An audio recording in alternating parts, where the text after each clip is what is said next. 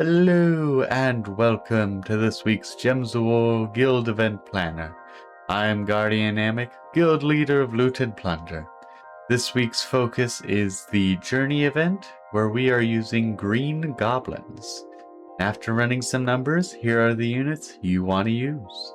This is the team I plan on using Goblet, the Mortal Throglin, the Enormace, and Grub Wildshot, as he is the journey character for the week.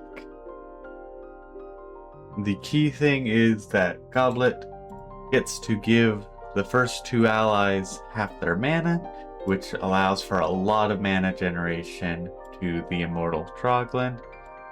And then the Enormace is backup, explodes the board, gets some mana, and Grub Wildshot is a journey character. He deals some damage, creates some green. I'm not going to rely too heavily on him, and maybe I'll switch things up, but I kind of like the current setup. Now, if you're looking for some other options to be using, here are some other good ones. If you're looking for some different forms of damage, there's a few good ones to use. There are Slug Hoarder. Despite being a tower killer, he actually gets to do some good damage, as his damage is boosted by your gold, and he gains 10 gold, nice simple, and he scales really well. But like any unit that requires gold to do their damage, it'll be low damage at first. Another good damage character is Queen Grapplepot, as she gets to do AoE damage, and boosted by all goblins, and as usual, gain an extra turn.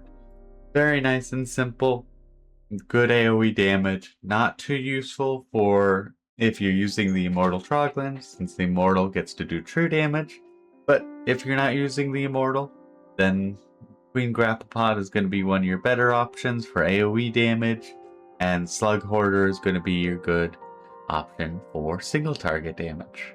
Now for the mana side of things, you can use Goblet, as I am, as they can give half the mana to the first two allies. And nice and simple, very effective with high cost units like the Immortal Throglin. And then you can also do things like String Fiddler, who gets to explode mana, and also Silence, which is quite nice, but not too important. But the Explode Gems is nice. Or you can use Fundingus, who, as per usual, gets to explode some gems, and then summon a minion, and, like all goblins, gain an extra turn. If you are needing some extra durability, you can always do the Kobold Queen, as she gives a ton of life to all allies, and can either summon 1 or 2 minions, and then on 4 more ways, they all gain 2 life and magic, which is quite nice and effective. So if you're going for more of a gem creation build, Eperneza can be very useful.